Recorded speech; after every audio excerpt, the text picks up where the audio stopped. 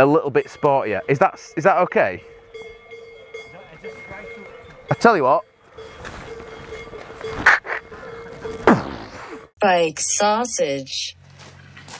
Well, there it is, ladies and gents.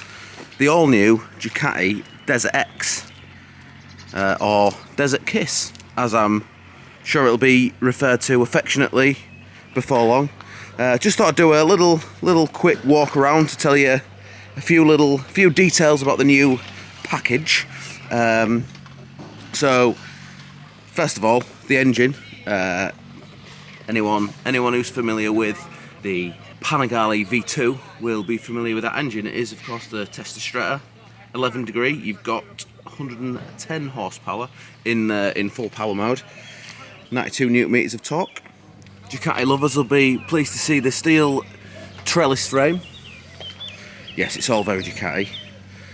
Looks wise, they've gone for the kind of 90s Dakar type of a vibe. I think they kind of pull it off. I mean, that's a little bit Lucky Strike, isn't it? They're telling us it's nothing to do with Lucky Strike, but it is a bit Lucky Strike. Interestingly, this is one of only 2 bikes that Ducati have showed off as a prototype. The other one being the Hypermotard. They showed this off at EICMA 2019 as a concept bike, and ever since then, you know, everyone apparently has been saying, you've got to build it, you've got to build it, you've got to build it. So, they've built it. It's one of the first, in fact, it is the first Ducati in, I think, 50 years, they said, to have a 21-inch front wheel and an 18-inch rear wheel. So it's, you know, they've gone full off-road spec with that 21-inch.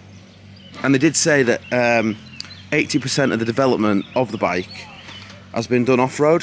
So, you know, that's fairly telling.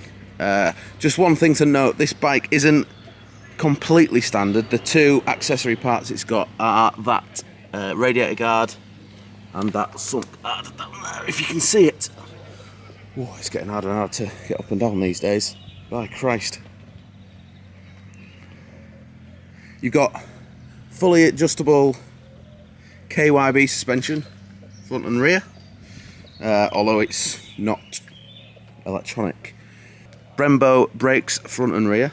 That's a set of Brembo M50 calipers, so proper brakes on this thing. You've got Bosch ABS. Most of the electronics that you would expect a Ducati to have, including 6 rider modes. That's urban, touring, sport, wet, there for the tarmac, and then rally and enduro for the dirt. Now, why do you need 2 off-road rider modes? Well, it's so that you've got one for slow, kind of technical stuff, and then another for fast flowing fire roads. So rally is for the fast stuff, enduro is for the tricky stuff. Standard seat height is 875 millimeters, but there are options to go up and down in the accessory package.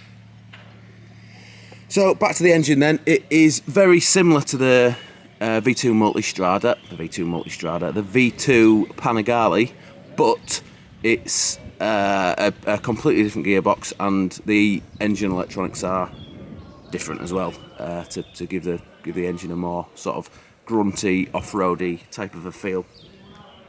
It does only come in white, so if you don't like this colour, you are a little bit scuppered.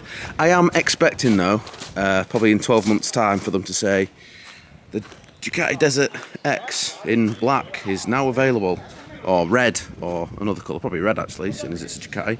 There is actually a black version of this bike parked up at in the hotel, because this event is they're doing something with Audi, and they've got the Audi E-Tron Dakar car. We've got traffic. No, they're reversing. Yeah, sorry. This event is they're doing something with Audi, and they've got that E-Tron, which is the electric car, but with a petrol motor on board to charge the batteries. The price was just announced a couple of days ago. It is £14,045, so just a little smidge over 14 grand. A lot of money, but you know, as is normally the case with Ducati, they're placing this bike at the premium end of the spectrum. So if you want a bike that's capable of riding off-road as well as it is on the road, and you don't mind paying for the privilege, then get yourself a Ducati DesertX. The full review, full launch video will be coming soon, so stay tuned to find out more. Bye!